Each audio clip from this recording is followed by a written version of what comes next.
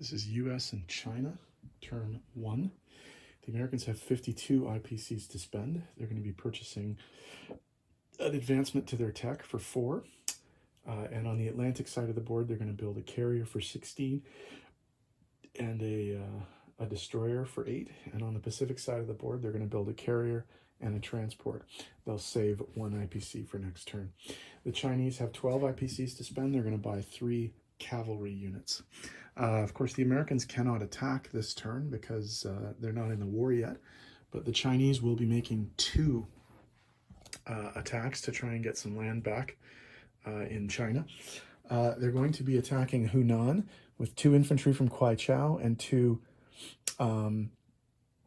cavalry from Sichuan. They're going to be coming into Yunnan with the American volunteer fighter and 6 infantry. So we'll see what they can do with those 2 attacks. This is the Chinese attack on Hunan. 2 infantry at 1, 2 cavalry at 2. No hits. Japanese defend with 3 infantry. 2 hits. Wow. Okay. Well, let's take one more poke and see what happens. 2 hits. Well, that was good.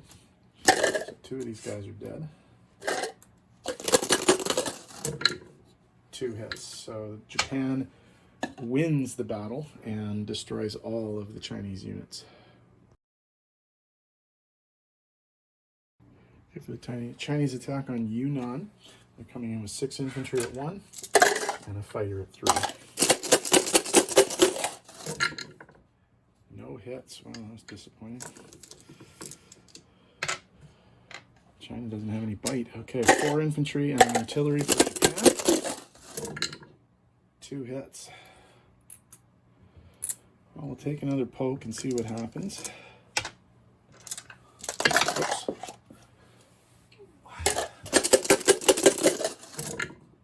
1 hit. Not very much pop here for the Chinese. 3 hits. Okay, I think they're going to have to retreat. Yeah, they will retreat. So, very, very expensive attacks for China, and they did not turn out well.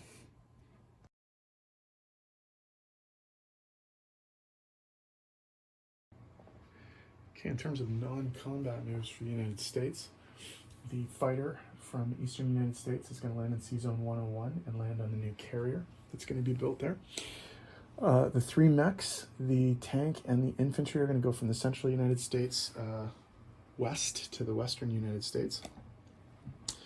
On our way by, we'll talk about the Chinese movement. The plane in the Yunnan attack is going to land in Xikang.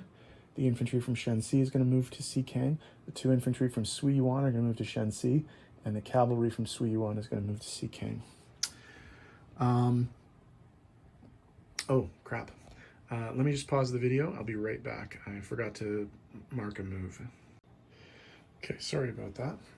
Okay, so the fighter from the Philippines is going to fly 5 spaces over to Sea Zone 30 around the Johnston Islands and land on the carrier that will soon be there.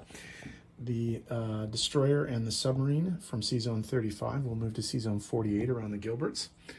And then up here, what we're going to do is the 2 infantry from Hawaii are going to get onto this transport and move with this destroyer to Sea Zone 30 and land in the Johnston Islands. The destroyer from Hawaii is going to move up to whatever this sea zone is, Sea Zone 27 around Midway as a blocker. And all of the naval forces in Sea Zone 10 are going to move to Sea Zone 30 around the Johnston Islands. The only thing that's not coming with them is the tactical bomber from Sea Zone 10, which is going to land on the new carrier that's going to be built. An infantry and an artillery from San Francisco will be loaded up onto this transport and brought to the Johnston Islands. The 2 fighters from Hawaii One of them will land in Sea Zone 10 on the newly built carrier. One of them will land in the Western United States. The fighter that's already in Western United States will move into Sea Zone 101 over in the Atlantic and be built on the, or land on the newly built carrier that's going to be in the Atlantic side of the board. Okay, I think that's it. So I'll tidy up and I'll be back in a sec with placement and money. Okay, new unit placement. The new carrier is going to be placed in Sea Zone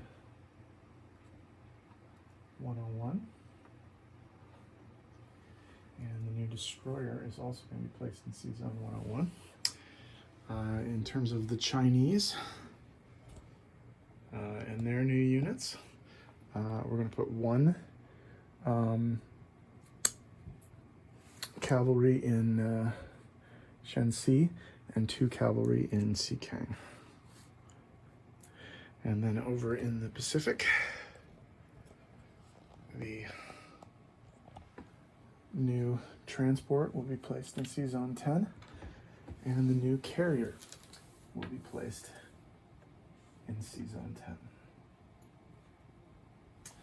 Okay, in terms of income, nothing has changed for the Americans, and the Chinese now have 8 IPCs. So the Americans collect 52. They saved 1 IPC from last turn, so they're going to finish with 53 IPCs. And the Chinese collect 8 IPCs this turn because the Burma Road's closed and they don't get any bonuses. Okay, up next, I think, is the UK Europe. So we'll see, or UK, I guess it is, because they act together. UK Europe, UK Pacific. It's just the Commonwealth that is separated out from the rest of them. So UK is up next. So we'll see what they do.